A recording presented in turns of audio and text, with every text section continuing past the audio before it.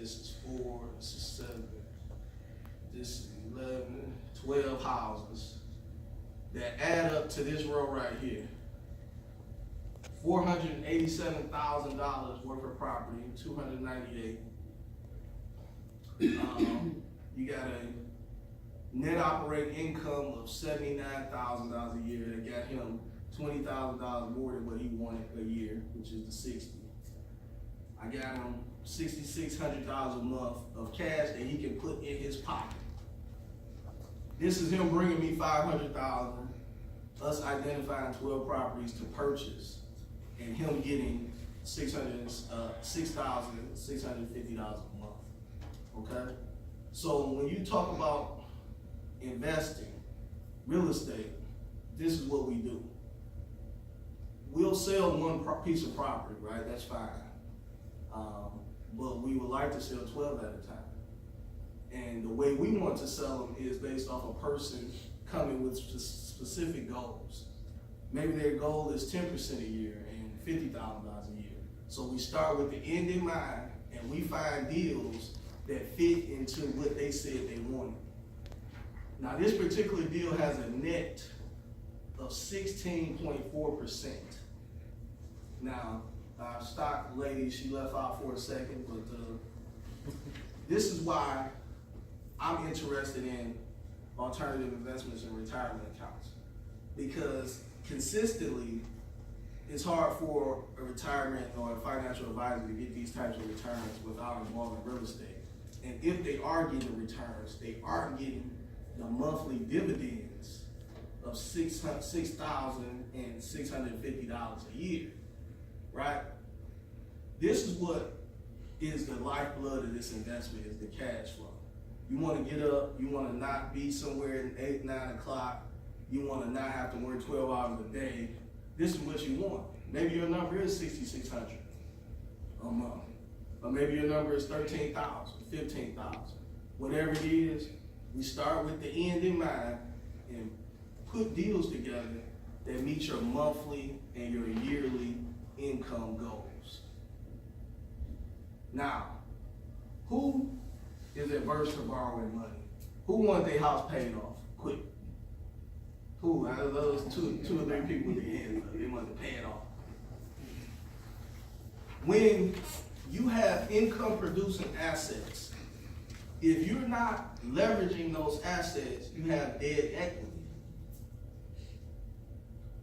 We think bills, we think we have to pay. When you're a landlord, you think my tenant's paying them. They paying the bills, I don't care. Who wants to borrow $1 million? Who would be scared? They'd be trying to sign with their other hand, their right hand, they'd be trying to sign with their left hand. Right? 20 million, 50 million, whatever the number is. That's why we don't like certain people, real estate developers who turn politicians, right? Because these are the games they play. They want to borrow as much as they possibly can borrow, right? We want to leverage it as much as we can because the tenants are paying that money. And let me use this to put it somewhere else to make 16%. So this guy who comes to me with $500,000, if he borrows $350,000 of that money to do this deal, his rate of return is 54%. Now you tell me what market can do that. Now remember, he had $1 million. He put 500 into the market. He gave me 500. And I'm a nice guy. I said, you know what, just give me 150. I got, a lender over here, you can borrow the 350 and increase your rate of return by 50. Wow, what's this? It's 16, it's almost 40%. He increased his rate of return by borrowing that money. Who said they was adverse to borrowing? Borrowing is leverage if you're using it for income producing properties, right? If you have anything that's producing income, whether it's commercial property, housing, retail strip, you definitely need to put some leverage on it because that's what it is. You're leveraging the income that you're producing. This is the game. Now, he spent $500,000 for 12 properties to get 16%. And he can also spend $150,000 for the same 12 properties and get 54% cash on cash return. And take the other $350 and do it 2 more times. And still have 50 grand left. And still have 50 grand left. This is the power of real estate. This is the power of leverage. This is the power of understanding rates of return. We're not buying properties because they're pretty. We like Rosedale Park. Or we buy them because we like the cash flow. Let's look at this cash flow monthly. Now I got this house, it's out for sale. 50, this is actually a real deal. Actually our price is $51,500. They getting $730 a month after all the expenses paid. That is a great piece of property. Now let's look at one that might not be so great. All of these are pretty good. $450. You know, 12%. So when you're looking at putting deals together and say, how can I make this money make money? This is the type of analysis that needs to be done before you pull the trigger on spending that money. You don't go into it just buying properties. You go into it backwards. You underwrite the deals, or you meet up with professional people that know how to underwrite these deals and put these deals before you to achieve your goals. You come to me and you say, well, I just want to buy some real estate. I'm not going to spend a whole lot of time with you because you don't have goals, right? How many people think it'd be easy to hit a target if you got a blindfold on? You can't see. That's what we do without goals. Clear, defined goals. What are you trying to accomplish? Monthly, financially. You put this in an income producing or a tax advantage account, you buy all these, and you're getting 54% return in a tax advantage. You're not paying a penny of tax. Do y'all realize what type of wealth you can generate for your families? Think about that. What's the law of 72? Say you divide the rate of return by 72, or by, what is it, by 12, and you get... By 72, and that's how long it takes to write it. See? I was just checking to make sure you knew. Divide 54 by 72. That's 1.5. Think about that.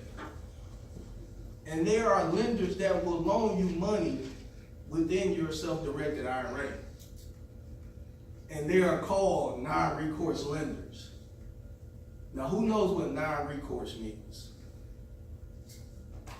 What does it sound like it means?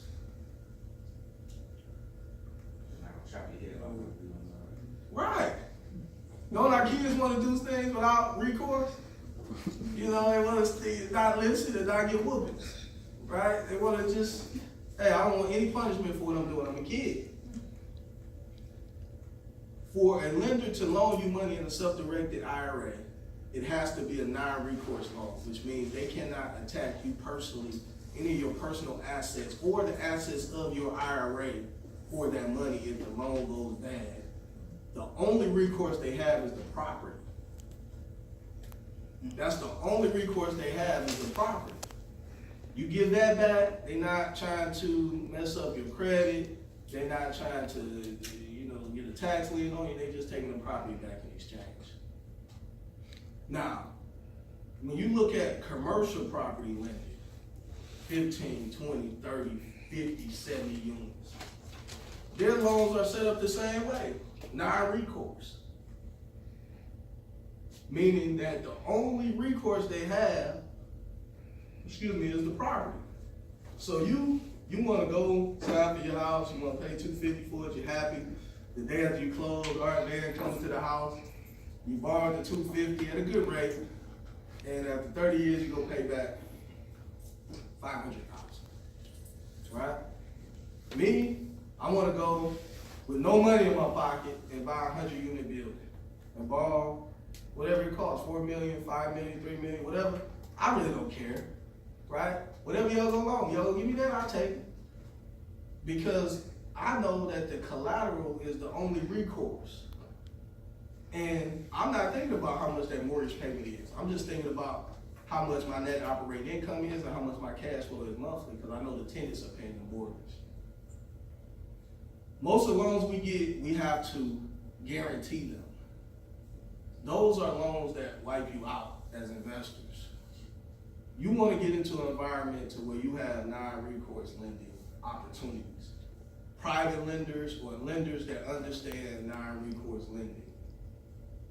Those lenders are not going to ask you for all these documentation, run your credit and see your bank statements and all that. They're strictly making investments based off the value of the asset. And the better your relationship is with that lender, the better or the more relaxed the guidelines are going to be for them giving you the money. Is there any questions about that? Non-recourse lending. So this is one scenario where a guy came and this is what he was looking for.